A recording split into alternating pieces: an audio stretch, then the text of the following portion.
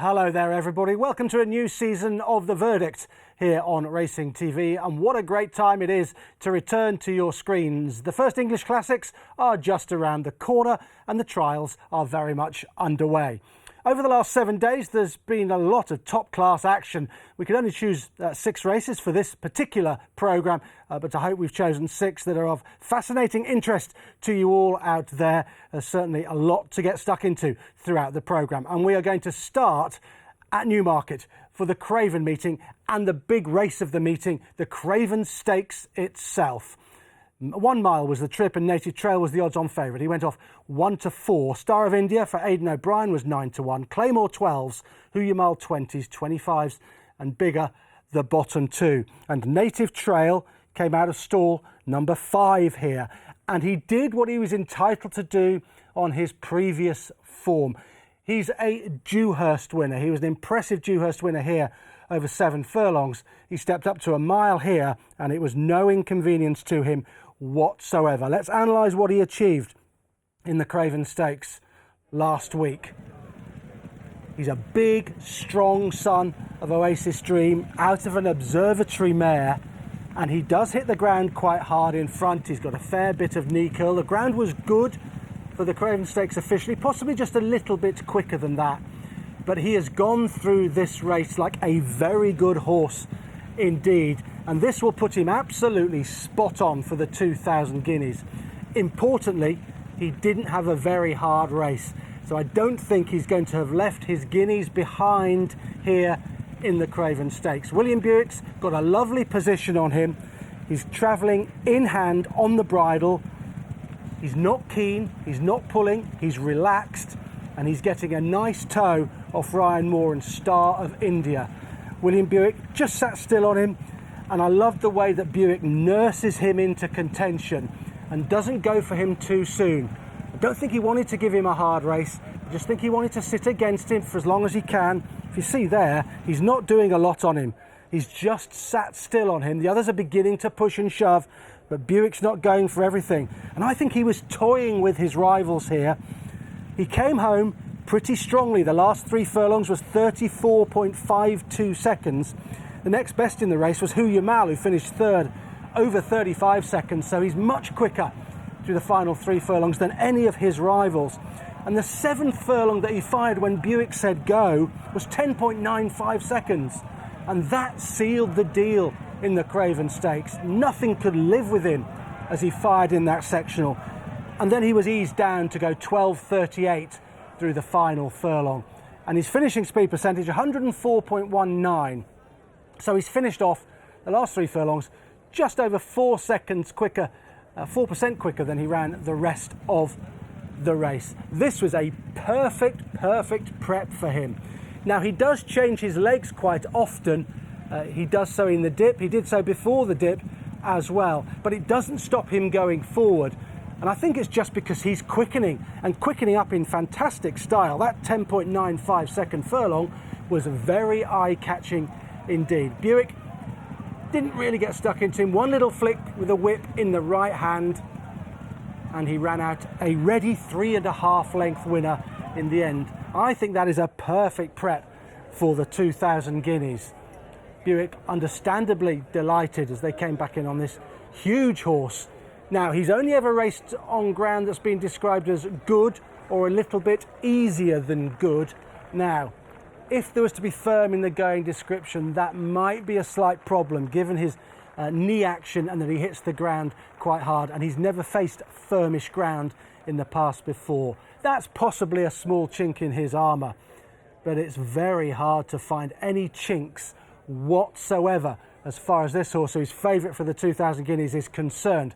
One thing I do want to analyse, and it's perhaps something that people have referred to since this performance, and they referred to it as well for his last couple of successes, that he hits a bit of a flat spot, that he takes a while to pick up, that he doesn't do things in a hurry and you have to get after him, and then eventually he goes and responds. But he's got plenty of speed. He's by Oasis Dream. They're speedy individuals normally, out of an observatory mare. I think he's got lots of speed, and I want to debunk this myth about there being a flat spot in his performances, particularly this performance in the Craven Stakes, because if you look at the course track sectionals that he fired, you cannot really identify any particular flat spot. In fact, for 3 furlongs, he quickened up in really good style before being ranked down in the closing stages and eased off by William Buick. So I don't think he hit a flat spot at all. I think he just, in changing his legs, he looks like he's a bit awkward. He looks like he's taking a while to get organised, but he's getting faster. And that's exactly what these sectionals tell you. The 5th furlong, 11.69. The 4th furlong, even quicker, 11.33. The 3rd furlong, he's got quicker still, 11.19. And the penultimate furlong, he's got even quicker, 10.95. Final furlong, coming up the hill out of the dip. Well, he's entitled to get a little bit tired. He was eased down as well, 12.38. But I put it to you, where is the flat spot there? And if you compare those sectionals to the other horses in the race, he was much quicker, F4, F3, F2. There is no flat spot whatsoever. It's a myth. Native Trail is a worthy favourite for the 2,000 guineas, and boy, he's going to take some beating. Let's turn our attentions now to a very interesting novice stakes that took place at Newmarket last week. Once again, it was Charlie Appleby and William Buick who came to the fore, winning it with New London. This was a very interesting race, and I think this horse is better than the bare result. He went off the 6-4 second favourite. Aldous Huxley was 11-10 on the back of a 6.5 length win at Kempton on his previous start, and it was 13-2 and bigger the rest. Now, this is an interesting race from an analytical point of view, but I think it's also an interesting race as far as the Derby is concerned, for this winner is in the Derby and there's plenty of stamina in his pedigree. He jumped out of stall number 9. He beat Aldous Huxley, who jumped out of 5, and third, Cosmic Desert, who came out of stall number 2. Let's send them on their way and have a look at what happened in this race. Well, in the early part of it, it was quite steadily run. They didn't really wind things up until the 3 furlong pole, and then after that they came home very strongly, and therefore it didn't produce a very good overall time, but it is worthy of a sectional markup because of what the winner and indeed the runner-up did late on in the piece. They're just ambling out there at this stage. They're not going hard at all. We've got a finishing speed percentage of 107.03. That tells you all you need to know over this 10 furlong trip. 7.03% quicker in the last 3 furlongs than they were early on. So they really did crawl along out there, but they began to wind it up when they got to the 3 furlong pole, and the sectionals thereafter were quite impressive, particularly from the first 2 home. New London and Aldous Huxley showed a decent turn of foot to come home in 11.19 and 11.17. That's when they quickened and they sustained a good gallop all the way to the line, having quickened up from the 3rd last furlong to the 2nd last in just a shade over 11 seconds. And the winner, he finished off really strongly. Now he's by Dubawi out of a Manduro mare. He's going to stay 1.5 miles. Manduro imparts a ton of stamina on the dam side of the pedigree. He doesn't want a crawl and a sprint, but that's what he got. Yet he was still able to prevail, despite the circumstances definitely playing against him. And when he gets a stronger run race and he's stepped up in trip, wow, he's going to be very interesting. A lot of people felt that the 12-1 on offer for him about the Derby was miserly after the race, but perhaps it's not. Perhaps he's open to a ton more improvement, given that finishing speed percentage we saw there, 107.03, did not mean that they got the best out of him on this particular occasion, but the best will come, perhaps in a trial further down the line. He's entered in the Dante, he's obviously entered in the Derby, but Charlie Appleby afterwards did mention the fact that he might try the Lingfield Derby trial, and that will tell them all they need to know about whether he can go for a Derby or not. His final 3 furlongs, quick, 34.62, quickened up really well, came home strongly, and that's because he had a ton of petrol in the tank, because they went very steady early on. So it was a bit of a crawl and sprint. It didn't necessarily suit him, but he still managed to win. and I would give him a massive sectional upgrade for what he did here. And whilst 12-1 at this stage might be a bit short for the Derby, well, who knows? If he goes to a trial and he gets a strongly run race and he shows what he really can do, what his pedigree suggests he'll be able to do, then the Derby could be a live prospect for this son of Dubawi. And as we know, Dubawis get better and better with age and racing. Physically, he's a good-looking sort. Most Dubawis are. And I think he's one against the grain here. And he's a very nice horse in the making. And he might well end up at Epsom in June. The next race we're going to have a look at here on the verdict is the performance of a tremendously good two-year-old. Two-year-old trained by Roger Varian, who enthused about him when he appeared on Luck on Sunday. The name, Tajala, who was very well backed to win the Novice Stakes on Thursday on debut. He was 11-8. Cheeky Maxi with the benefit of a run behind him, 100-30, and it was 13-2, and bigger the rest in a very interesting Novice Stakes. Now this horse is surely bound for Royal Ascot. Tajala came out of stall number 3. Second home was Fragrance from 5. And third home was Cheeky Maxi, who jumped out of stall 1. A much improved effort from Cheeky Maxi, given what he showed on debut. But it's all about Tajala. I could not get enough of this performance on the day. And the analytics are very interesting indeed. And I think we should be asking after this race, not whether he will go to Royal Ascot, but whether he will win. And I think he's got a tremendous chance, particularly if he's kept to 5 furlongs, for he is very quick indeed. How was this race run? Well, it was all about Tajala, who came home 8.53% quicker in the last couple of furlongs than he ran the rest of the race. Why is that interesting? It's interesting because the rest of the race was solidly run.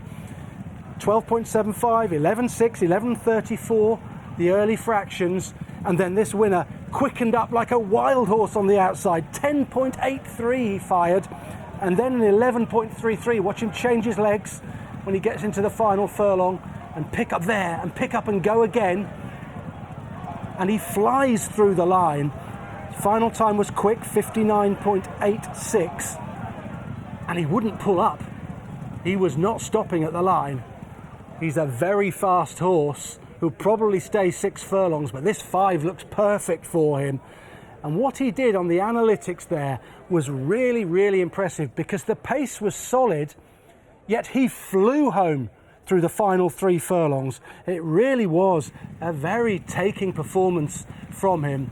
When he changed legs inside that final furlong, he absolutely flew away from them. And bear in mind, he saw a lot of daylight. He was on the outside. It was only his debut. He didn't have the benefit of experience, but boy is he quick. Watch him here. He's just lugging to his left a little bit and then changes legs and flies away from them. There he changes legs at the half furlong pole and away he goes. His pedigree is interesting, for he is by Kessar, and he's the first runner that Kessar has had. And this sire must be one to follow now. He himself was quick. He won a Cyrenia Stakes. He won a Mill Reef. And he's looking pretty cheap at €5,000 at Tally-Ho Stud in Ireland. Where will this horse go now? Well, he's got to go to Ascot, hasn't he? Maybe one more run and then Ascot. He was quoted at around about 16-1 for the Coventry. But I think he's more likely to be a Norfolk type of horse. I think he's very fast, and a stiff 5 is going to suit him down to the ground. I think he's very good indeed. We'll wait to see what those in behind the vanquished do to try and frank the form. But I'm not too worried about what they do, really, because the evidence of the clock suggests this fella is pretty special, and it'll take something really fast and really good to beat him at Royal Ascot. Roger Varian's got a real good one on his hands.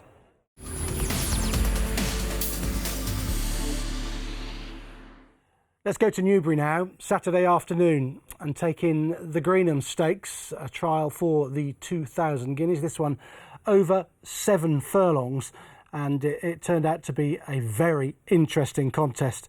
Perfect Power beating Lusail and Angel Bleu. Perfect Power went off the favourite at 6-4, on account of the season that he had as a 2-year-old. He was very good. Angel Bleu likewise, 11-4.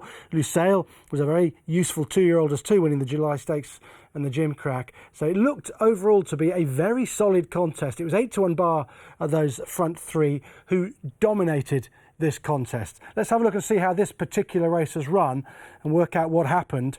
The winner, Perfect Power, Christophe Soumillon here to ride him. He came from stall 6. The runner-up, Lusail, from stall 2, and Angel Bleu came from stall number 4. Now, just for a moment, I'd like to compare what happened in the Native Trail race in the Craven with what happens here in the Greenham. Native Trail's race was just evenly run. They didn't go very fast early on. This race, well, this was an attritional race. They went very hard in the early stages, courtesy of the hard-pulling Angel Bleu. Look at Frankie Dettori's body position on the leader. Really, he hasn't quite got Angel Bleu, who wants to go with him. And they went very hard, the sectionals tell us, through the early part of this race. 11.89, 11.11, 11.33 early on, and then an 11.04 and an 11.01. So the mid part of this race was very fast. And these horses that have performed here will know that they have been in a race. Unlike Native Trail, who didn't have a hard race. He didn't have an attritional war to cope with. And therefore the slight worry about what we see here in the Greenham is that these horses have really had to give of their best here, and they may leave future contests out here on the Newbury turf. Nonetheless, Perfect Power, there was a doubt about his stamina. Well, he proved that he stayed 7 furlongs, no problem whatsoever. He was strong enough visually at the line to suggest that it'd be worth a go at a mile, even though the sectionals say he was slowing, 11.49 and 12.01 for his last couple of furlongs. But nonetheless, he did it pretty well under Christophe Soumillon, and he's clearly very talented, and he might be a little bit underestimated going forward. His finishing speed percentage, 102.43, off a very honest gallop that produced the best time figure of the week by some way, and that tells you what sort of race we had out there on the straight 7 furlongs at Newbury. Options for the winner, well, the 2,000 guineas is clearly an option, but so is the Poulain at Longchamp, and that might just be where they go, where no doubt Soumillon will be on once again. Lusail, he ran on very well in the closing stages, and he just nabbed second from Angel Bleu, and he brings a solid level of form to the party. And overall, it looks like a very good race, and it would be wrong to underestimate this horse, trained by Richard Fahey. It was a very strong run race. It was strong form, and he's clearly really talented. They've just got to make a decision between going up in trip, and they probably will roll the dice for a mile, or coming back for the Commonwealth Cup. But Soumillon, when interviewed afterwards on Racing TV, seemed pretty happy with having a crack at the mile. So it's the Guineas or indeed the Poulain. My one little worry is the fact that he had a really hard race out there. The figures, the analytics tell us that he had to run hard to win that, and run hard from a long way out. Nonetheless, he's a very nice 3-year-old, and he's definitely trained on and reproduced better than anything that he achieved as a 2-year-old. He's a nice horse going forward.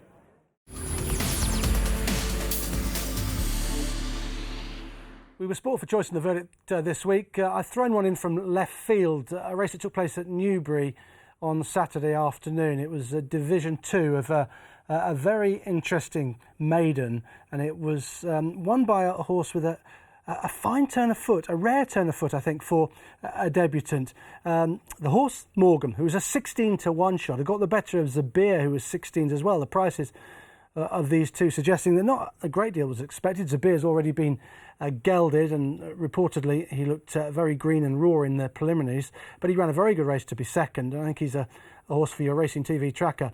But it was Morgan who prevailed, and more than anything, this is just a race for the visuals, really. He was pretty impressive visually. The time was just okay. He jumped out of stall number 5. He's worth keeping an eye on throughout the race for the turn of foot that he shows. Jim Crowley on board for Marcus Tregonning. Zabir from 14. He's definitely an eye catcher for me. And Ebtihaj from stall number 4, who was pretty well backed. He ran well too. So let's have a look at Morgan's performance. Marcus Tregonning, he tends to bring his horses along steadily. They tend to improve with racing. And it's not often that he gets one win like this first time up. But Morgan was really impressive. He quickened up well. His finishing speed percentage 105.3%, so 5.3% quicker in the last 3 furlongs than he was earlier on in the race. So he's got a bit of a turn of foot, and I just like the way he went about things. He has got a nice pedigree. He's a half-brother to the useful Mustajib, and I do think that there's going to be an awful lot more to come from this fella. Look how well he's travelling in the Shadwell colours under Jim Crowley. He's hard on the bridle. He's not doing too much though. He's nice and relaxed, and he quickens up in fine style through the final couple of furlongs. And this was really impressive. In a race that was quite steadily run, yes, he was in the right place. He was nice and handy, whereas Zabir came up from a lot further back, but he did run on with real zest in the closing stages, and he's one for next time, Zabir. For the Andrew Balding team, David Probert was on board, and Ebtihaj didn't run too bad back in 3rd place. He was always prominent as well, Ebtihaj in the purple and white colours on the right hand side of the screen. But this is where Morgan's really impressive. He's going to pick up now under Crowley, who asks him to go, and he quickens very well indeed and goes away from his main opponents quickly. Thought he was quite impressive in winning this. He gets a flick of the whip there and away he goes, and that was a nice effort from him. Look at Zabir finishing the grey horse. Bang, he's hit the line very hard. That was a good run from him in 2nd place. Stick him in your Racing TV tracker. There was another division of this particular race. I think both divisions will throw up winners. Division 1 was a bit quicker, won by My Prospero, 1:38.54 Division 1. This is 1:39.15, but those final times are just a function of how they were run. Visually, this horse in those Shadwell colours was more impressive to my eye, and I really liked the way that he quickened up in the closing stages and flew home when Crowley got hold of him. Not sure where they'll go with him now. They might not fly too high. The speed figure that he produced here was just low 80s, I think, somewhere around about that. They'll probably look for a little conditions race for him, something like that. But he's pretty good, this fella, and he's quickened up well. He'll have learnt a lot from this. Look how well spread out they are. I know they've gone steady, but his turn of foot was really decisive. And look at him there. He's quite a good-looking individual, isn't he? And he's definitely one to follow going forward. I'm sure Marcus Trogdoning will get the best out of him. And I think I wouldn't be surprised if we saw him in maybe listed or Group 3 company at some point of his nascent 3-year-old career. Nice performance, though, from Morgan. He can go in the tracker, and certainly the second can as well, Zabir.